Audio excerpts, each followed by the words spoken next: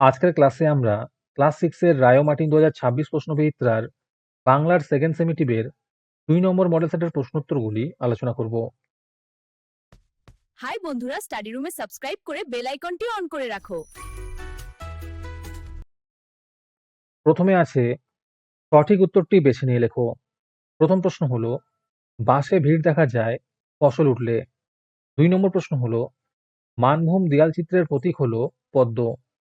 3 নম্বরে আছে দূরে দূরে গ্রাম 10-12 খানি, মাঝে একখানি হাট। 4 নম্বর প্রশ্ন হলো ব্যস্ত মধুর চলা কার? এর উত্তর হবে পিঁপড়ের। 5 নম্বরে আছে শব্দকে পদে পরিণত করে বিভক্তি। 6 নম্বর প্রশ্ন হলো ধাতুর সঙ্গে বিভক্তি যুক্ত হলে হয় ক্রিয়াপদ। 7 নম্বরে আছে অনুসর্গের অপর নাম কর্মপ্রবচনীয়। 8 নম্বরে আছে একটি ইংরেজি উপসর্গ ফুল। 9 নম্বরে আছে বনাম একটি বিদেশি অনুসর্গ। 10 নম্বর প্রশ্ন হলো বিভক্তি সাধারণত কত প্রকার? এর উত্তর হবে 2 প্রকার। 11 নম্বরে আছে অর্থবিশিষ্ট বর্ণ সমষ্টিকে বলে শব্দ। 12 নম্বরে আছে কোনটি অনুসর্গের দৃষ্টান্ত নয়? এর উত্তর হবে দের। আজকের ক্লাসের মডেল সেটটি নেওয়ার জন্য আমাদের হোয়াটসঅ্যাপ নাম্বার 7501114999 তোমরা যোগাযোগ করতে পারো। এরকমের ভিডিও আরও পাওয়ার জন্য তোমরা আমাদের ইউটিউব চ্যানেলটি সাবস্ক্রাইব করে রেখো। সাথে মডেল সেটের আপডেট পাওয়ার জন্য আমাদের হোয়াটসঅ্যাপ চ্যানেল এবং এমসিকিউ প্র্যাকটিস করার জন্য আমাদের টেলিগ্রাম চ্যানেলে তোমরা জয়েন করে নিও। নিচে ডিসক্রিপশনে লিঙ্ক দেওয়া রইলো, তোমরা সেখানে গিয়ে জয়েন করে নিও। তারপরে 2 নম্বরে আছে নিচের প্রশ্নগুলির অতি সংক্ষেপে উত্তর দাও। প্রথম প্রশ্ন হলো গোপালের বাবা কোথা থেকে ল্যাংড়া আম এনেছিলেন? এর উত্তর হবে ভাগলপুর থেকে। 2 নম্বর প্রশ্ন হলো চিত্রগ্রীবের বাবা মায়ের ঠোঁটে কোন খাদ্য দুধে পরিণত হয়েছিল? এর উত্তর হবে ভুট্টার বীজ। 3 নম্বর প্রশ্ন হলো ভয় তুমি পেও না, কে কাকে ভয় পেতে বারণ করেছিল? এর উত্তর হবে চিত্রগ্রীবকে তার বাবা ভয় পেতে বারণ করেছে। 4 নম্বর প্রশ্ন হলো ক্ষেত্রব্রত পার্বণে মূল ব্রতী কারা? এর উত্তর হবে শস্য বৃদ্ধির কামনায় মেয়েরা এই ব্রত করেন। 5 নম্বরে আছে প্রভাতে পড়ে না ঝাঁট, কোথায় প্রভাতে ঝাঁট পড়ে না? এর উত্তর হবে হাটে। 6 নম্বর প্রশ্ন হলো ছোট পিঁপড়ে গায়ে কি মাখে? এর উত্তর হবে ধুলোর রেণু মাখে। 7 নম্বর প্রশ্ন হলো বাঘের ছানা কাদায় নেমেছিল কেন? এর উত্তর হবে বাঘের ছানা খিদের চোটে খাবার সংগ্রহের জন্য মিনিমৎস্য ধরতে কাদায় নেমেছিল। 8 নম্বর প্রশ্ন হলো কার পায়ে ভর করে হাটে নিশা নেমে আসে? এর উত্তর হবে কাকের পায়ে। 9 নম্বর প্রশ্ন হলো কাকেশ্বর কুচকুচে কোথায় থাকে? এর উত্তর হবে 41 নম্বর গেছো বাজার তাগিয়াপট্টিতে কাকেশ্বর কুচকুচে থাকে। 10 নম্বরে আছে হিজি বিজবিজকে। এর উত্তর হবে সুকুমার রায়ের হযবরল গ্রন্থের উল্লেখিত চরিত্র হলো হিজি বিজবিজ।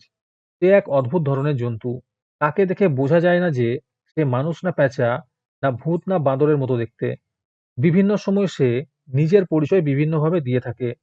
কখনো বলে তার নাম হিজিবিজবিজ, কখনো বলে তকাই, কখনো বলে আলু নারকেল আর কখনো বলে তার নাম রামতরু। 11 নম্বর প্রশ্ন হলো শ্রী ব্যাকরণ সিং এর উপাধিটি কি? এর উত্তর হবে খাদ্য বিশারদ। 12 নম্বরে আছে পরমন্ত্রী কি খেয়ে ফেলেছে? এর উত্তর হবে রাজকন্যার গুলিসুতো।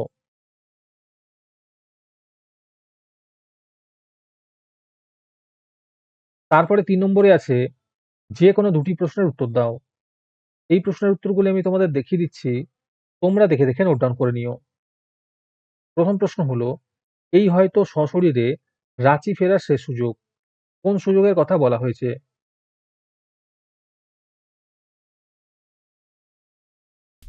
আমাদের চ্যানেলটি সাবস্ক্রাইব করতে ভুলে গিয়ে থাকলে এখনই করে নাও। 2 নম্বর প্রশ্ন হলো সেই দিন থেকে গাছ হেলে পড়েছে পূর্ব দিকে, এখানে কোন দিকের কথা বলা হয়েছে? আর তার সাথেই প্রশ্ন আছে গাছটি হেলে পড়ার কারণ কি?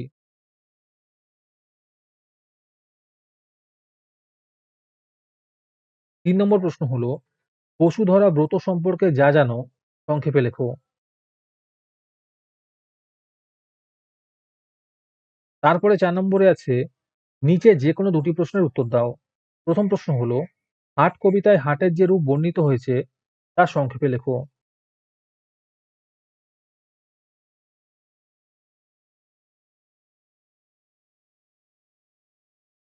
২ নম্বর প্রশ্ন হলো, বাঘজননী লজ্জা পেয়েছিল কেন?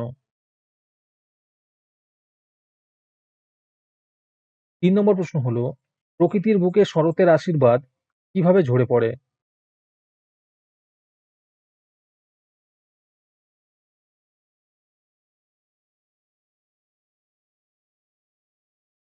৫ নম্বরে আছে, নিচের যেকোনো দুটি প্রশ্নের উত্তর দাও। ১ নম্বর প্রশ্ন হলো, ভগ্নাংশ অনুসারে বুড়োকে কাক কি হিসাব দিয়েছিল?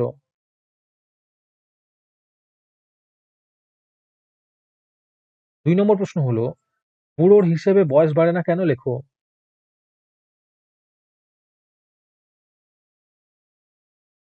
৩ নম্বরে আছে, উধো আর বুধোর কীর্তিকলাপের কথা কয়েকটি বাক্যে লেখো।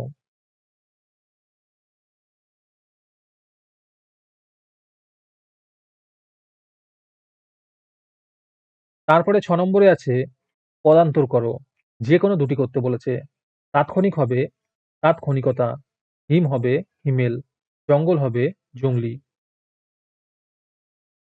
৭ নম্বরে আছে, নিচে লেখা শব্দযুগলের অর্থ লেখো এবং সার্থক বাক্য রচনা করো।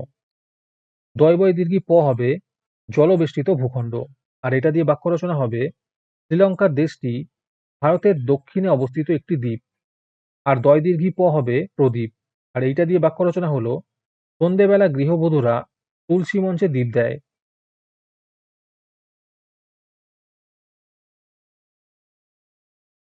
দন্তস্বয় হস্যু র হবে দেবতা, আর এটা দিয়ে বাক্য রচনা হলো, সুর ও অসুর মিলে সমুদ্র মন্থন করেছিল।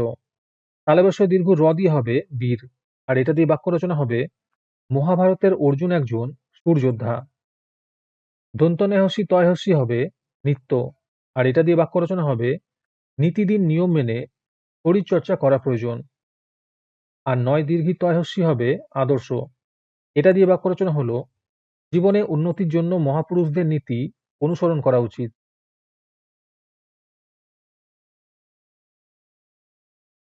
তারপরে ৮ নম্বরে আছে, অনুচ্ছেদ রচনা করো, যে কোনো একটি করতে বলেছে। প্রথম প্রশ্ন হলো, তোমার প্রিয় মনীষী।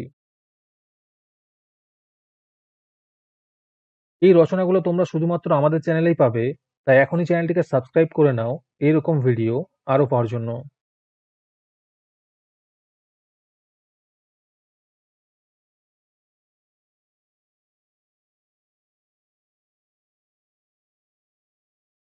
২ নম্বর রচনা হলো, বিদ্যালয়ে পরিবেশ দিবস উদযাপন।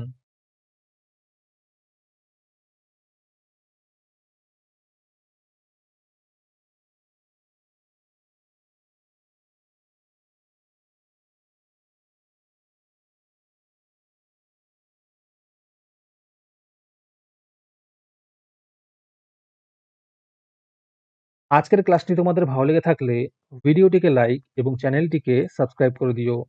সাথে ভিডিওটি তোমাদের সহপাঠীদের শেয়ার করে দিও।